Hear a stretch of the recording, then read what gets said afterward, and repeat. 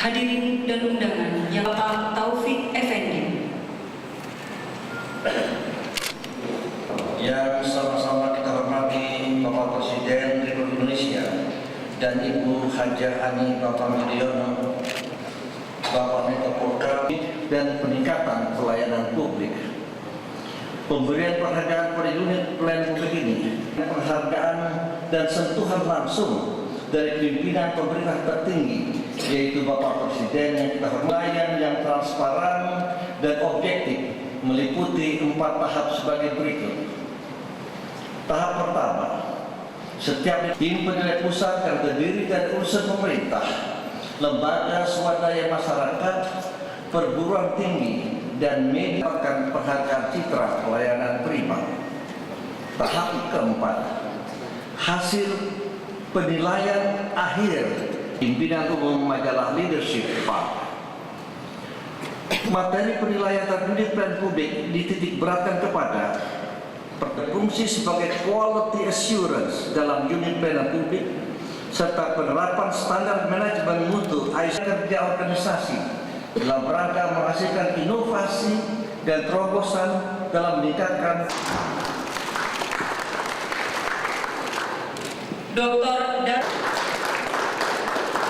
Dokter Rangga selanjutnya penyerahan piala citra pelayanan prima ke Balai Besar Bahan dan Barang Teknik Bandung diterima Dr. Nanda Ratnawati Karjana MBA, Sekolah Menengah Analis Kimia Padang diterima Insinyur Haryanto.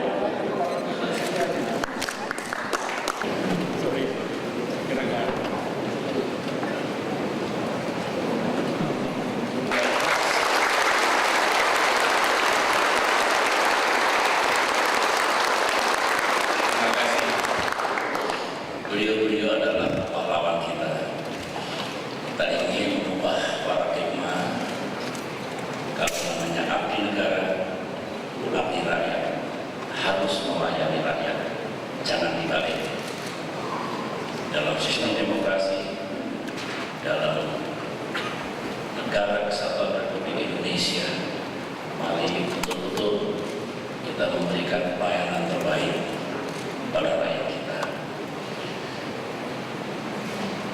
Bismillahirrahmanirrahim. Assalamualaikum warahmatullahi wabarakatuh. Salam sejahtera untuk kita semua. Yang saya hormati saudara abdi negara, pemberdayaan aparatur negara, beserta para menteri dan anggota Kabinet Indonesia Bersatu, para duta besar Indonesia untuk negara-negara sahabat, para pimpinan lembaga-lembaga pemerintah non-departemen dan pimpinan BUMN, para gubernur, bupati, wali kota dari seluruh Indonesia, para dewan juri, para penerima tanda penghargaan, apakah piagam, pelopor inovasi pelayanan prima maupun penerima piala citra pelayanan prima. Hadirin sekalian yang saya muliakan, marilah pada kesempatan yang baik dan insya Allah penuh berkah ini, sekali lagi kita panjatkan puji dan syukur kehadiran Tuhan Yang Maha Kuasa, karena kepada kita semua masih diberi kesempatan, kekuatan, dan semoga kesehatan untuk melanjutkan ibadah kita, karya kita, serta tugas dan pengabdian kita kepada masyarakat, bangsa, dan negara tercinta. Kita juga bersyukur karena pada hari ini dapat menghadiri penyerahan tanda penghargaan yang amat penting yang baru saja kita saksikan bersama. Kita telah mendengarkan dengan seksama sambutan dari Saudara Menteri Negara Pemberdayaan Aparatur Negara tadi, yang sesungguhnya merupakan kebijakan dan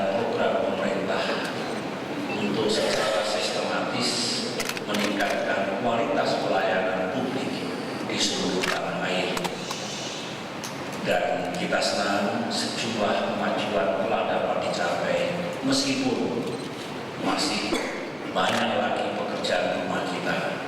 Jalan yang mesti kita lewati masih panjang untuk betul-betul suatu saat Indonesia memiliki pelayanan terbaiknya, memiliki tata pemerintahan yang baik atau good governance, dan memiliki birokrasi yang baik pula.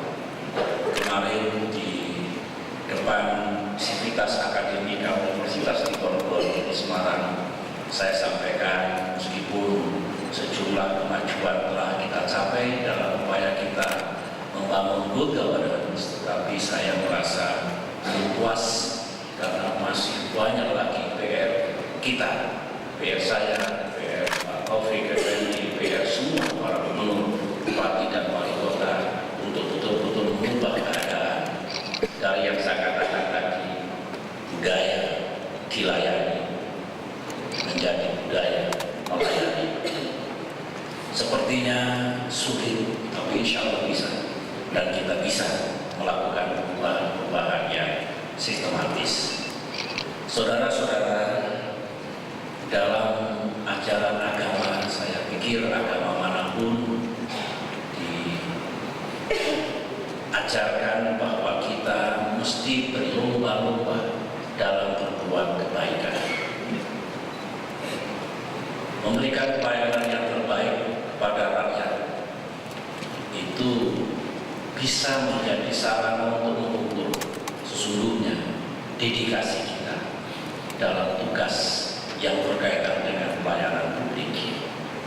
Saya sering mengatakan di negeri ini kita pelit untuk mengucapkan terima kasih, pelit untuk memberikan apresiasi, pelit untuk memberikan penghargaan bagi mereka yang sudah berjuang keras berusaha sekuat tenaga. Mari kita bangun etiket dan etika yang baik, memberikan penghargaan, ucapkan terima kasih bagi yang patut menerimanya. Tentu saja kita memberikan dorongan, kita menegur, kita memberikan sanksi bagi yang lalai. Kalau ini kita lakukan, kehidupan kita akan menjadi seimbang, sehat, dinamis, penuh dengan semangat untuk berbuat lebih baik lagi untuk bangsa dan negaranya. Saudara-saudara, saya sudah mengatakan tadi, birokrasi, jajaran pemerintahan hakikatnya adalah berperan sebagai abdi negara untuk menjalankan semua kehidupan bernegara ini sesuai dengan tatanan yang berlaku, undang-undang dasar, undang-undang, peraturan, dan semua yang mesti kita jalankan. Yang kedua, sebagai abdi rakyat, memberikan pelayanan terbaik bagi rakyat. Inilah dua peran yang mesti dijalankan oleh jajaran pemerintahan atau birokrasi kita. Saudara-saudara, sejak tahun 2004 akhir, saya menyampaikan kepada para gubernur, bupati, dan wali kota, sebagian besar hadir di sini, sebagian besar hadir sesudah itu karena beliau dipilih langsung oleh rakyat, dan mesti saya ulangi berkali-kali, baik di Jakarta maupun ketika saya berkunjung ke daerah-daerah. Dari sekian banyak tugas para pimpinan, baik pusat maupun daerah, saya menggarisbawahi 7 hal. Dan setiap saya bertemu dengan beliau-beliau di daerah manapun, yang sering saya tanyakan adalah seperti apa kemajuan dari 7 hal yang menjadi prioritas, menjadi agenda yang selalu saya tekankan. 7 agenda itu adalah pertama, bagaimanapun setiap pemimpin yang memimpin masyarakat dan daerah harus terus-menerus mengurangi angka kemiskinan. 1. Yang kedua, terus-menerus mengurangi angka pengangguran. 2. Terus-menerus meningkatkan kualitas pendidikan. 3. Terus-menerus meningkatkan kualitas pelayanan kesehatan. 4. Terus berikhtiar dengan kemampuan yang ada membangun dan merawat infrastruktur yang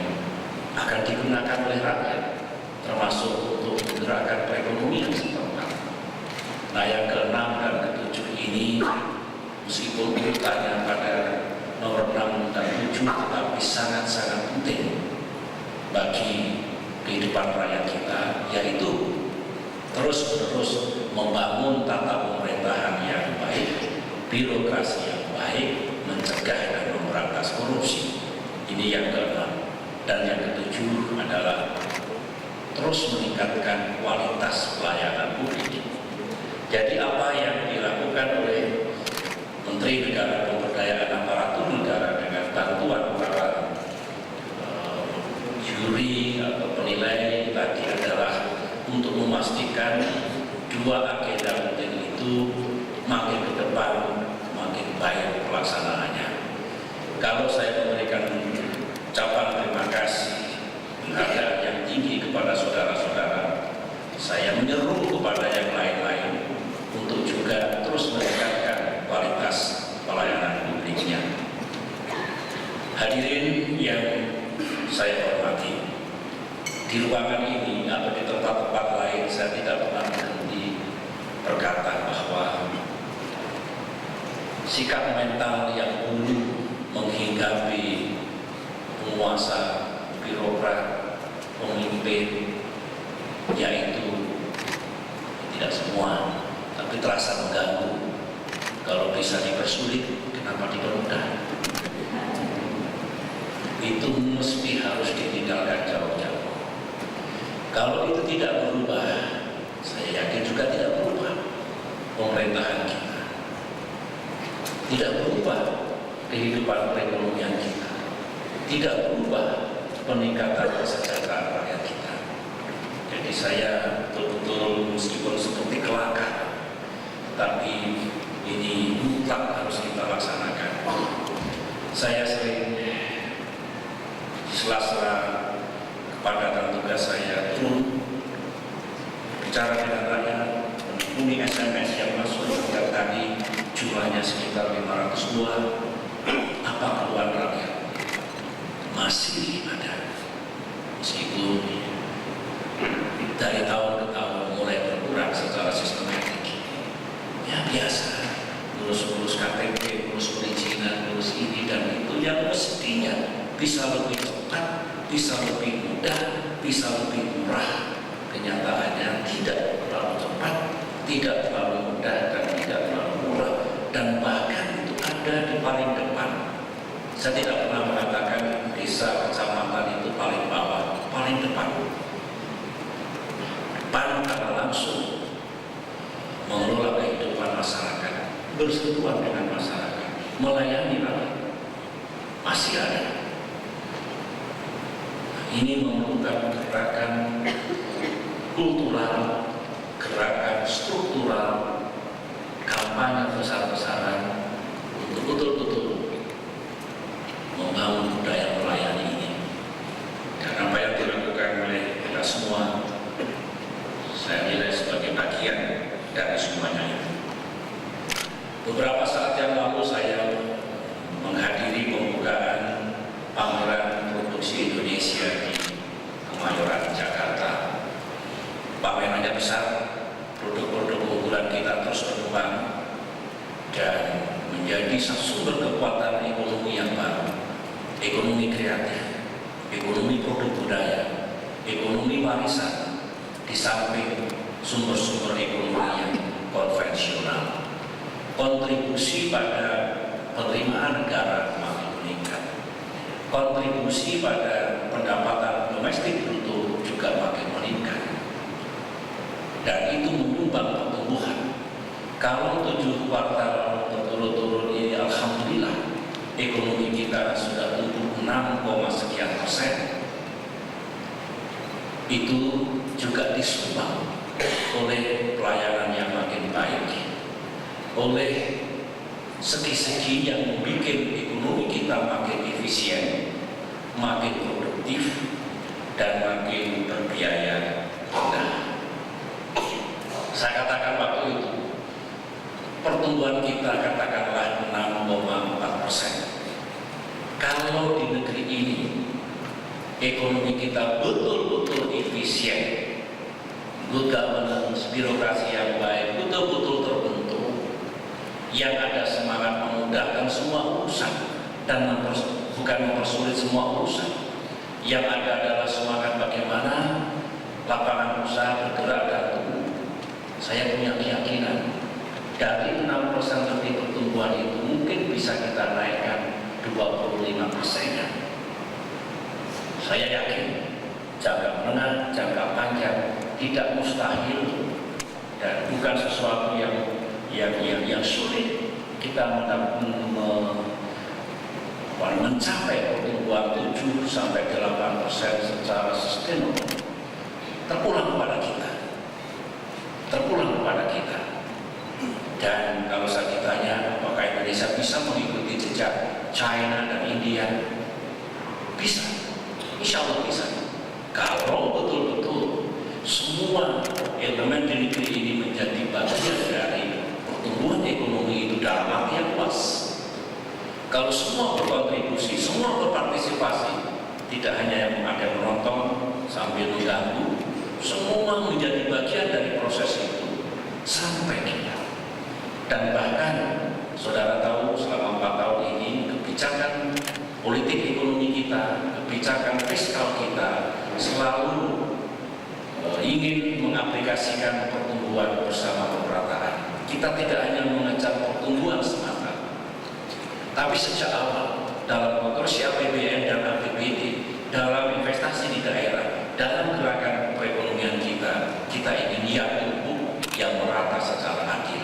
Lebih baik pertumbuhannya nanti 7-8%, tetapi lebih merata dan gap antara yang maju dengan yang belum maju, yang kaya dengan yang belum kaya itu tidak terlalu menganga. Itu adalah pilihan kita. Ideologi pembangunan ekonomi kita yang harus kita jalankan secara bersama. Saudara-saudara, di samping kita ingin ekonomi tumbuh dengan baik dan dengan pertumbuhan ekonomi, kesejahteraan rakyat juga bisa ditingkatkan secara bertahap dengan cara antara lain meningkatkan kualitas pelayanan kita. Perlu diingat bahwa pelayanan publik yang baik itu juga membantu rakyat kita, terutama golongan ekonomi lemah, terutama komunitas rakyat kita yang belum sejahtera. Mengapa? Katakanlah pendapatan mereka belum terlalu besar, income-nya pas-pasan keluarga itu. Dengan program bantuan langsung kepada masyarakat, saudara mengenal klaster-klaster itu, baik di bidang pendidikan, di bidang kesehatan, di bidang pertanian, di bidang banyak sekali.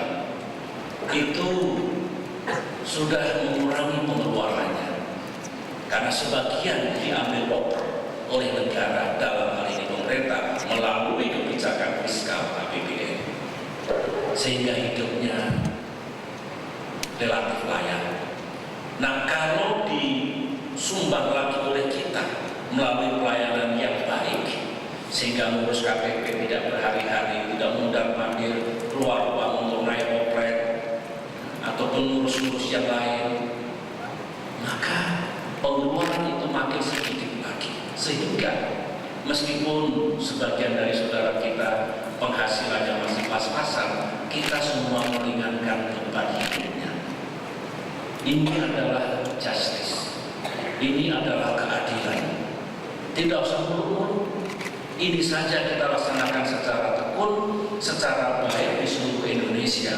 Kita punya empati, kita membantu rakyat kita membagi rasa, yaitu rasa keadilan yang sangat dibutuhkan dalam kehidupan di negeri kita. Saudara-saudara, yang terakhir sebelum saya mengakhiri sambutan ini, saudara mengikuti bahwa perekonomian dunia sedang mengalami resesi, keuangan dunia sedang bergejolak dan mengalami krisis yang dipicu oleh krisis keuangan di Amerika Serikat, memukul keuangan negara-negara maju, merambat ke seluruh dunia seperti tsunami, dan dampaknya mulai kita rasakan.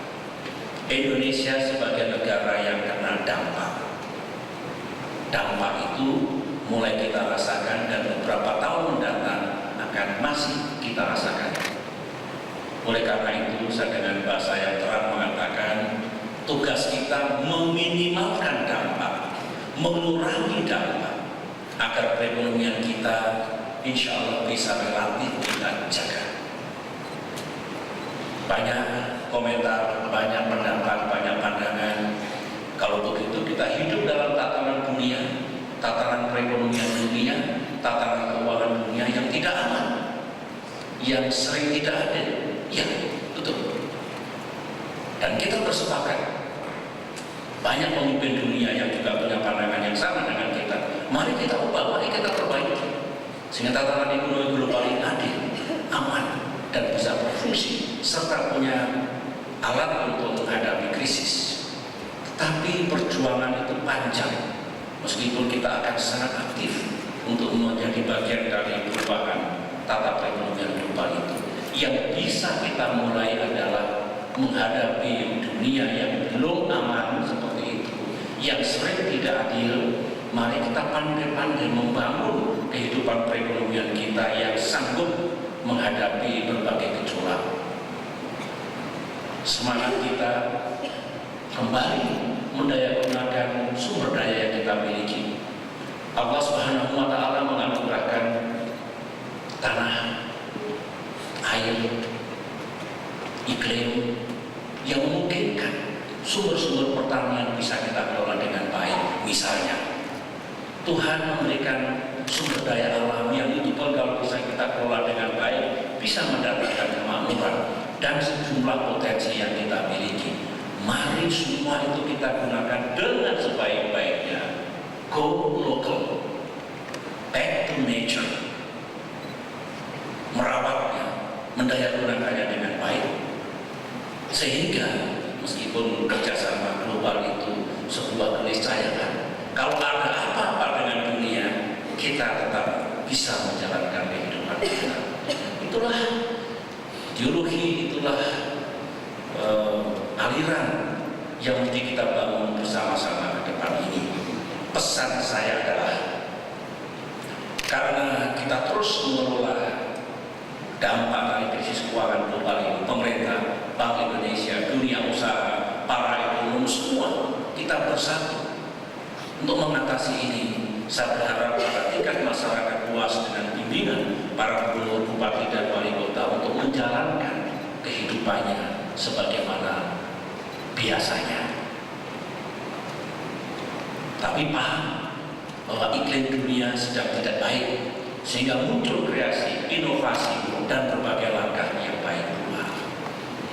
Justru jangan dibikin kehidupan sehari-hari mencekam, menyeramkan. Kalau semua berhenti, ekonomi justru berhenti. Kita ingin bergerak seperti biasanya itu, terutama yang tidak mengalami hambatan yang cukup fundamental, dan justru bagi yang memiliki kemampuan untuk berbelanja, untuk seperti yang biasa dilakukan, itu terus dilakukan. Dengan demikian, sekali lagi, pergerakan ekonomi tetap baik. Kalau tidak, kita kena dua pukulan dari luar, kesalahan kita dari dalam. Mari kita pastikan bisnis as usual, tapi dalam arti yang positif. Kegiatan kehidupan sehari-hari. Kemarin saya berkunjung ke Semarang, satu mobil dengan Gubernur Jawa Tengah, Saudara Bupati Waluyo. Kami berdua berbincang, Pak Presiden, ya penting rakyat itu tidak perlu tahu Pak ada krisis itu, krisis ini, yang penting pangan cukup, nyambut gawe, macul, balik desa, segala macam begitu. Itu betul. Yang penting pergerakan terus terjadi. Jadi kalau semua diajak seminar, berdiskusi, memikirkan dunianya, sudah banyak yang mengurus. Yang penting ayo kita kelola dalam negeri dengan sebaik-baiknya. Ini pesan saya, dan dengan harapan kita bisa mengatasi tanpa harus menimbulkan hal-hal yang tidak kita kehendaki. Demikianlah saudara-saudara. Pengembangan jaring jalan yang dibutuhkan.